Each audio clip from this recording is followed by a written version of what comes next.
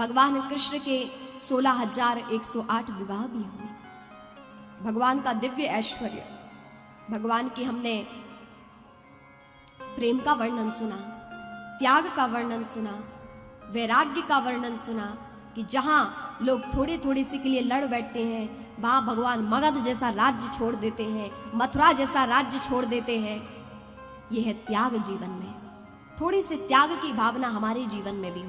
ये नहीं कहते कि आप अपना सब कुछ यहां दान कर दो, नहीं, या आप अपना सब कुछ किसी को दे दो, ये बात नहीं है। जीवन में थोड़ी त्याग की भावना भी आए, सहायता की भावना भी आए। और कहते हैं भगवान का ऐश्वर्य देखिए, भगवान किसी ईंट गारे के मकान में नहीं रहते। किसी का ईंट गारे का मकान बन जाए तो अहंकारी बन जाता है व्यक्ति, कह रहे हमारे पास बंगला है, कोठी है। और भगवान किस में रहते हैं? स्वर्ण की द्वारिका में रहते हैं। लेकिन भगवान के पास ऐसी कोई भावना नहीं, क्योंकि वो भगवत्ता में है, भगवान है। भगवान स्वर्ण की द्वारिका में रहते हैं। भगवान का दिव्य ऐश्वर्य, जितने उनका परिवार है सब स्वर्ण महलों में रहते हैं। 16,108 भगवान की रानियां हैं तो वो 16,108 स्वर्ण महल है। ऐसे दिव्य स्वर्ण भवनों में भगवान का परिवार रहता है।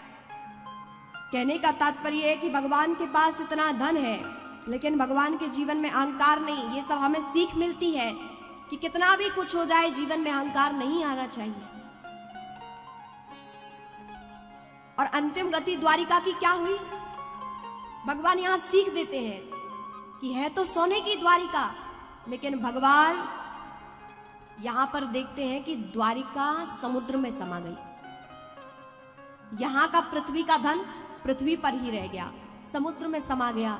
यहां से कभी भगवान के किसी और लोक में नहीं गया, द्वारिका समुद्र में समा गई। कहने का तात्पर्य है कि संसार में आप बहुत कुछ प्राप्त करिए, लेकिन ये स्मरण रहे कि यहाँ का यहीं रह जाना है। और जब ये स्मरण रहेगा तो आप किसी के साथ बुरा व्यवहार नहीं करेंगे और अहंकार जीवन में नहीं आएगा।